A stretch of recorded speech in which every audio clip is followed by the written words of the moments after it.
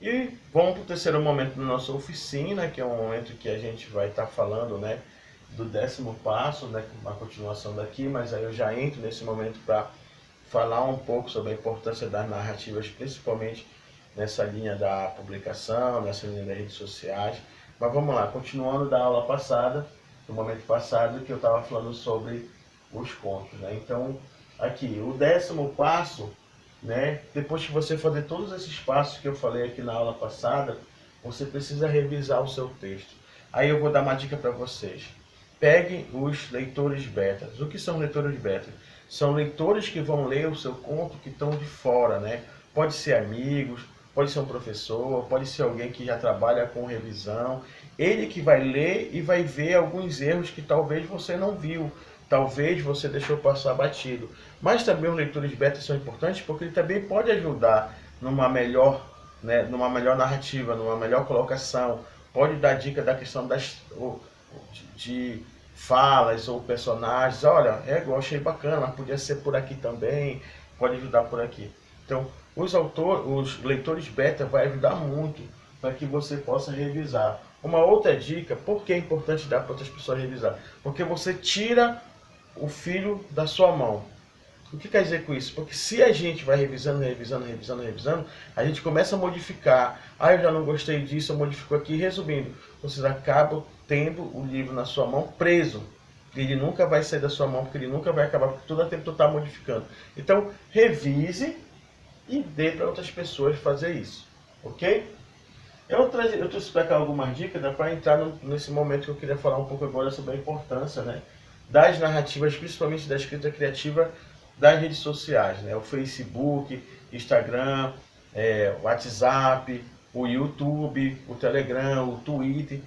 Essas ferramentas nas redes sociais são ferramentas de publicação e compartilhamento de texto, sendo ele texto lido, né, através de um vídeo, sexto ele através de um print que as pessoas fazem, ou seja, ele através de textos, né? Então, eu coloquei aqui, olha, compartilhe seu texto com amigos. Então, a gente às vezes produz muita coisa, a gente escreve muito bem, a gente fica com vergonha de apresentar nossos textos, principalmente a galera da poesia. Eu conheço muitos amigos que fazem muita poesia, muito bem, escrevem muito bem, mas tem vergonha, porque tem esse medo de chegar próximo, tem esse medo de mostrar, porque infelizmente essa sina que a gente tem, né, de dizer que a gente não fala bem, que a gente não escreve bem, porque nós somos negros e a gente não consegue ter essa facilidade, né, de escrever, de expor nossas coisas, isso fez que a gente ficasse inibido, né, ficasse com vergonha.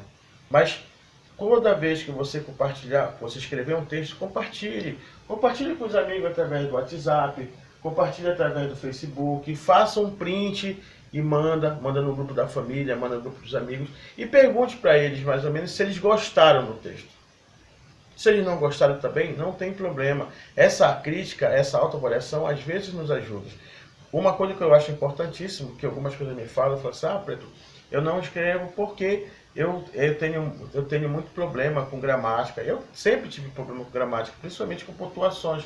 Mas eu, geralmente, quando eu faço um texto, eu peço para algum amigo, alguma amiga fazer a revisão. Isso é normal. A literatura nos permite também que a gente possa ter alguns erros. A literatura, uma literatura livre, ela nos ajuda também a se libertar dessas amarras que o sistema colocou pra gente. Ah, tu só pode escrever ou lançar alguma coisa se tu for intelectual, se tu já for formado, se tu tiver um diploma, academia, né? O cânone fez isso, né? Os escritores que estão ali naquele patamar, parece que ele está no céu. Não, gente, a literatura é livre, ela tem que ser popular, então ela tem que ser compartilhada.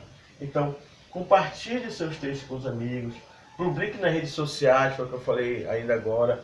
Existem várias plataformas hoje de publicação de texto, né? Existem várias formas hoje de você publicar seu texto no Facebook, numa página, no blog, no Wattpad e outras plataformas que você pode ir lá e compartilhar. Façam isso, usem as ferramentas que nós temos aí, entre aspas, gratuitas, que a gente sabe que não é gratuito. E aí, uma coisa que também é publicar de forma independente. Gente, existem várias maneiras de fazer essa publicação de forma independente.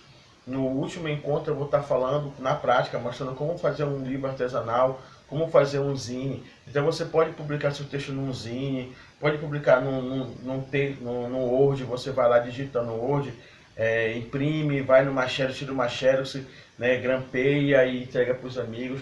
Você pode procurar uma editora independente, fale do seu sonho, fale da sua história, converse com as pessoas. Foi isso que aconteceu comigo. Quando eu lancei o meu livro, eu recebi vários não, mas eu consegui encontrar um amigo que acreditou no meu sonho e publicou meu primeiro livro.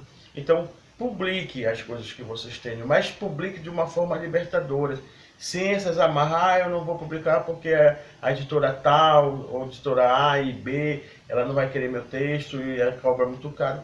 Faça de uma forma que você possa chegar ao seu destino que você quer, amigos ou outro público. Vê as formas que você pode fazer isso, como eu falei para você, formas independentes. Tem várias formas para fazer isso. Uma das coisas também importantes falar nesse momento aqui sobre a questão da produção, as nossas narrativas, principalmente as narrativas afro-brasileiras, elas são importantes porque elas vão falar das nossas vidas, elas vão mostrar nossas vidas. Então, quando você vai escrever um texto, seja conto, seja poesia, seja crônicas, fale um pouco das suas vivências. Conceição Evaristo fez muito isso. Carolina Maria de Jesus fez muito isso. Vários autores hoje da nova geração fazem isso, principalmente os contistas e os cronistas, né? Principalmente, aí eu posso falar de Sérgio Vaz, eu posso falar de Alain da Rosa, eu posso falar da Roberta Tavares aqui de Belém, vários autores aqui de Belém que fazem isso, a Chária Manajose daqui de Belém. Então, eles escrevem sobre a sua vivência. Então, falar do nosso povo negros e negra hoje é importantíssimo. Nós estamos vivendo o mês da consciência negra. Esse mês é importante porque a gente vai falar de preconceito, de racismo. A gente está falando sobre vidas negras importa, porque o país que a gente vive é um país racista, onde jovens negros morrem e são executados na periferia, principalmente na periferia. Então, essa importância da gente falar de narrativas afro-brasileiras é importante também para a gente escrever nossos textos e compartilhar com as pessoas. Infelizmente, nós viemos para esse país aqui numa condição de escravo, porque nós não éramos escravos, e teve todo um processo de impedimento do nosso povo de saber ler, saber escrever. E muitas das histórias que a gente sabe do nosso povo, dos nossos ancestrais, foi feita através da oratória, né? A oralidade é importante para o nosso povo, na fala. Quem de nós não escutou uma história dos nossos avós, nossos bisavós? Quem de nós não sabemos da história do nosso povo, de onde a gente morava? Essa história foi feita através da oralidade. Então, a oralidade foi importante para nós. Mas hoje, além da oralidade, de contar a história, nós temos que escrever as nossas histórias. Escrever o que a gente vive. Nas minhas poesias que eu falo hoje, eu geralmente vou na inspiração do que eu vivo, o que eu vejo na rua, o que eu sinto aqui perto da minha quebrada, o que eu vejo nas outras quebradas. Os meus contos, geralmente, por isso que eu digo que os meus contos são, que a minha literatura é uma literatura negra, periférica e marginal, porque os contextos eles estão próximos. Literatura negra porque é um negro que está escrevendo. Literatura periférica porque eu escrevo sobre a periferia. Os personagens andam na periferia, vivem na periferia. Então eu escrevo sobre amor, eu escrevo sobre felicidade, eu escrevo sobre dor, eu escrevo sobre ódio, eu escrevo sobre sentimentos, eu escrevo sobre sonhos, sobre esperanças, né? Eu escrevo todos esses sentimentos que eu escrevo, eu vejo e vivo na periferia. Então, quando você pensar em tudo isso que eu falei, das escritas criativas, anotação de ideias, produzir um conto, e tentar passar isso para um outro público que está nas redes sociais, ou não, próximo, né? Faça isso de acordo com a sua vivência, com o seu olhar. Eu estou falando de uma forma bem pé no chão, porque eu acho que isso é importante para nós. Ok? Então, escrevam com o coração e use a vivência de vocês para vocês poderem, né, compartilhar e escrever seus textos.